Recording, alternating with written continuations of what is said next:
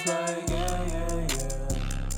Feeling like, yeah, yeah, yeah. Feeling like. Yo, it is your boy Savage D Sag back up in this bitch. What is good, and man, I am here today to talk a little Jujutsu Kaisen. Now, if you're familiar with my channel, it's been about 10 months since I made a video about JJK. I stopped doing reviews on the series because it wasn't performing well, but that doesn't mean that I stopped reading it, and bruh, now is the perfect time to talk about it really quickly because we are experiencing a peak fight right now between the two honored ones, Gojo and Sukuna, along with the fact that season 2 is going crazy and JJK is also on a break week, along with the entire Shonen Jump magazine apparently. But let me get the record straight, by the way. I am a Gojo fan. Where Sukuna opts out here, Team Gojo, fuck Sukuna. But anyways, with that out the way, before we get into the video, I just wanted to say that I made a Twitter, or X, whatever it's called these days, for the Savage D Sag channel. Now, I don't want to be that guy, so I'm gonna keep it brief, but if you enjoy my content or any series such as JJK, Chainsaw Man, Dragon Ball, Hunter x Hunter, JoJo's, Dorohedoro, etc., please consider giving me a follow. This is for my fellow nerds out there, so don't feel compelled to do it. I'm just trying to build it up, so check the link in my description and follow to be a part of the Savage community. Thank you in advance. So now, back to the topic at hand. I don't want to make a crazy long or in-depth video about the fight because that has been done ad nauseum already, but I just wanted to give some of my thoughts on this peak that Gege has been feeding us. First off, thank God that Gege decided to let Gojo be free from the prison realm. I know that couldn't have been easy because there is an ongoing joke that Gege hates the hell out of Gojo. You know, I don't know why. He reminds me of myself, a goated Sagittarius savage. But then again, people hate on greatness even if they created it, I guess, so whatever. But anyways, Gojo was freed from the prison realm in chapter 221. This is the first time we have seen him on screen and not in a flashback since chapter 91. Bruh, and when I tell you niggas was starving, yeah, that brother's starving. Man, them was starving for Gojo crumbs, especially after the chaos that was the Shibuya incident arc and everything that has happened thereafter, culminating in the Culling Games where our Jujutsu sorcerers have been pushed to the brink, physically, mentally, and emotionally. We've seen characters lose limbs, characters smoking the op pack, characters getting smoked, and even one of the most integral characters being possessed by Sukuna himself. Nasty work. The world has definitely undergone a lot of changes in the short time of Gojo's sealing, but despite those changes, at least our remaining cast was successful in bringing back their only current hope, the strongest sorcerer of the modern era. On the other end, we see the most dastardly savage, vile curse to ever exist, Sukuna. As I stated earlier, this curse has possessed one of the most important characters to JJK, Megumi Fushiguro. Having expressed interest in the young sorcerer since first clashing with him in chapter 9 and seeing his curse technique, Sukuna had already been known to be a menace, but since he's possessed Megumi, this man has been on some other shit. He has punched a hole through Yuji, bit off Hana's arm,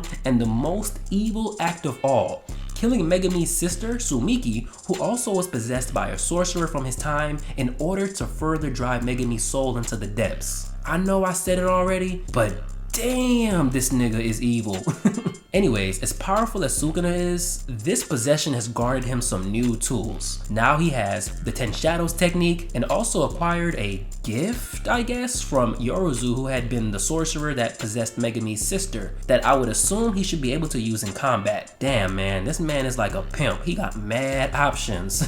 With the preamble aside, all these events have led to the current fight in JJK, Gojo versus Sukuna. Starting officially in chapter 223, this fight has showcased the pinnacle of Jujutsu. Some highlights of mine have been when Gojo used the amplified hollow purple to catch Sukuna slipping and off-screen Urame, Sukuna cutting Gojo's neck, the hand-to-hand combat, the new applications of the Limitless, making Gojo looking like a telekinesis beast, domain amplification being reintroduced, the reverse curse technique usage to heal a curse technique which we've never seen before, and the witty banter between the two. I could go on and on. But man, the craziest part has been seeing Gojo and Sukuna expand multiple domains. If I remember correctly, it's been 5 times I think. Keep in mind, prior to this, the only people that we have seen expand their domain multiple times in a day have been Hikari and Higuruma, but even then, their domain expansions are special cases, which is yet another thing that we've gotten confirmation of during the exposition in this fight. This has been a masterclass so far in how to make 2 strong characters actually look strong without compromising the other. And also with the momentum swinging back and forth between the two, one chapter Sukuna has the upper hand, another one Gojo does, and then in another chapter, you know, they both have their high and low points. My only critique I'd say so far is how heavily Sukuna is relying on Megumi's technique. Now I know, it is strategic, and why wouldn't Sukuna use it if it's currently a part of his arsenal, but man, with so many weapons at his disposal like Yorozu's gift or the black box / open, whatever you want to call it, I'd like to see him pull those out. I feel like it adds to the jokes and perception Sukuna has had recently of being a fraud, and takes away just a tad from this soon-to-be legendary fight, since he just keeps using Maharaga and shit. And this part isn't a critique, but the only other thing I want to add is, prior to this fight, I wanted to see more domain expansions, but with the amount of them that we've gotten back to back to back, I am not mad if Gege chooses to take a slight break from them again, because whew.